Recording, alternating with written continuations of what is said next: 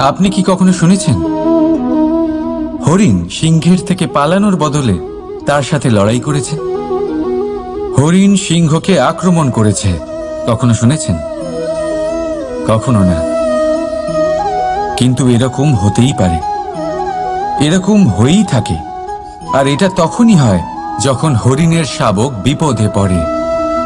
যখন তার সিংহের কবলে পড়ার ভয় থাকে, তখন হরিণীও এসে সিংহের সাথে লড়াই করতে থাকে।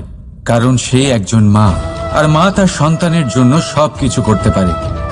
এ হলো মায়ের স্নেহ, যেটা যত নরম হতে পারে ঠিক ততটাই কঠোরও হতে পারে।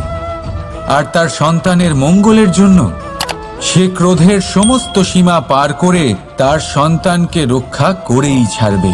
আর সেই জন্যই তো মাকে সন্তানের জীবনে সবথেকে বড় ঢাল বলা হয়। এই মাকে আমার শত কোটি প্রণাম।